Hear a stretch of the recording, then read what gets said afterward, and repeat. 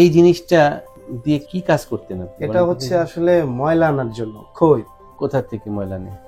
কানের ভিতর থেকে। কিভাবে একটু দেখান তো দেখি, বলেন তো কি কাহিনী হয়েছিল এটা দিয়ে? এটা হচ্ছে আমি শুয়েছিলাম, তো এরপর আমার ছোট বোন শালি ও হচ্ছে এটা সরাসরি এটা কানের ভিতরে ঢুকাই দিছে। এই জিনিসটির কারণেই কিন্তু আজকে তার কানের পর্দাটা ঠিক এই যে ফুটা হয়ে গেছে।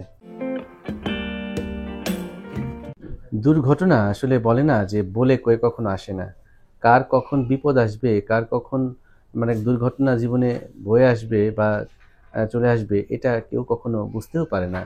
তো এই যে দেখুন একটা জিনিস আমার হাতে, নিশ্চয়ই খেয়াল করছেন, খুব সুন্দর একটা জিনিস, দেখতে মনে হচ্ছে যে এটা কি, তাই না? তো এটা যারা যারা ব্যবহার করেন আমার মনে হয় তারা বুঝতে পারতেছেন এই জিনিসটা কি এবং এটার কাজই কি। তো এই জিনিসটির গল্প আছে একটা, সেই জন্য কিন্তু আমি এই ভিডিওটি তৈরি করছি। মূলত এইটা আমার পাশেই আমার একজন সম্মানিত পেশেন্টস রয়েছেন, তিনি এসে আমাকে পকেট থেকে প্রথমে এটি দেখালেন যে স্যার এই জিনিসটা দিয়ে আসলে ঘটনাটা ঘটছে। আমি বললাম যে কি ঘটেছে একটু খুলে বলেন। তখন সে খুলে বলল, ভাই ধরেন আপনার জিনিস আপনার কাছেই থাক।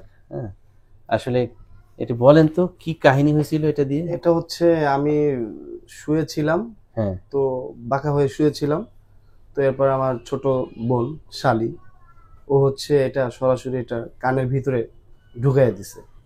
তো তো বাচ্চা মানুষ বুঝে না, 6 বছর বয়স। তো ঢুকাই দেওয়ার পরে সাথে সাথে ব্লাড বের হচ্ছে। এরপরে আমি হচ্ছে ডাক্তারের কাছে গেলাম, উনি প্রাথমিক চিকিৎসা দিল, দেওয়ার পরে বলল যে আপনি ভালো কোনো ডাক্তার দেখান। ঠিক আছে, এরপর আর কি আপনার কাছে আসলাম। আচ্ছা, তো এই জিনিসটা দিয়ে কি কি কাজ করতেন আপনি? এটা হচ্ছে আসলে ময়লা আনার জন্য। খই কোথা থেকে ময়লা নেই?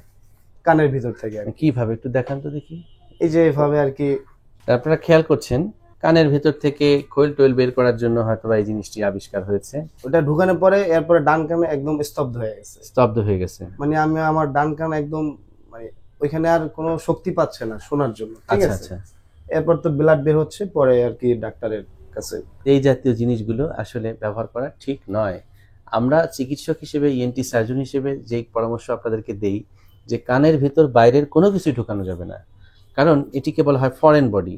যে আপনি এই জিনিসটি যে ঢুকাচ্ছেন কানের ভেতরে, দেখেন অসাবধানতাবশত কিন্তু একটা দুর্ঘটনা ঘটে যেতে পারে, যেটা কিন্তু আপনার জীবনে ইতিমধ্যে ঘটে গেল। আবার আপনি এটা দিয়ে যখন এভাবে কুড়িয়ে কুড়িয়ে খৈল আনবেন, এটা কিন্তু সার আপনার যে কানের যে ভেতরে যে নল, সেই ওখান থেকে যে আলটিমেটলি যে ইনজুরি হয়ে ওখানে একটা জীবাণু ঢুকে, হ্যাঁ, আপনার কিন্তু কানের ক্ষতি করে ফেলতে পারে। তো এই জিনিসগুলো কিন্তু আসলে সংক্রমণটাকে ভিতরে ঢুকায়, তাই না? অর্থাৎ খাল কেটে যেমন কুমির আনা একটা ঘটনা আছে, অনেকটা এই জিনিসগুলো ব্যবহার করা মানে আপনি খাল কেটে কুমির আনলেন। অতএব এই জিনিসগুলোকে আসলে আমরা না বলি। তাহলে কেন না বলবো? এই জিনিসটির কারণেই কিন্তু আজকে তার কানের পর্দাটা ঠিক এই যে ফুটা হয়ে গেছে। এই ফুটা দিয়ে আবার ঢুকে গেছে জীবাণু।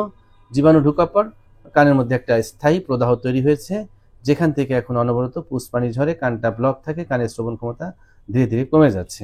এবং আমরা শ্রবণ ক্ষমতা পরীক্ষা করে দেখলাম, আমরা নর্মালি 20 ডেসিবেলে শুনি, তিনি শুনছেন 35 ডেসিবেল, অর্থাৎ 15 ডেসিবেল তার ইতিমধ্যে লস। তাহলে এই যে লসটা, এই লসটার মূল মানে পিছনের কাহিনী কিন্তু বা পিছনের জিনিসটি কিন্তু এই ডিভাইসটি। অতএব এই কারণেই আমরা বলছি এই জিনিসগুলোকে পরিহার করুন। তারপরেও আপনি ভয় পান না, এটা একটা অ্যাক্সিডেন্ট আমি বলবো।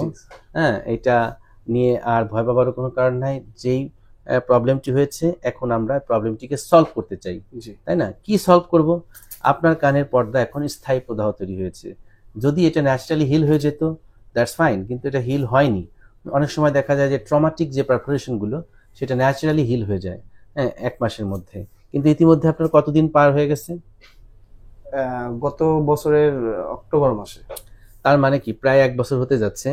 হ্যাঁ, যেহেতু এটা লং টার্ম হয়ে গিয়েছে, এখন এটা ন্যাচারালি হিল হওয়ার সম্ভাবনাটা কমে গিয়েছে এবং এটা অলরেডি সংক্রমণ আমরা পুষ পেয়েছি।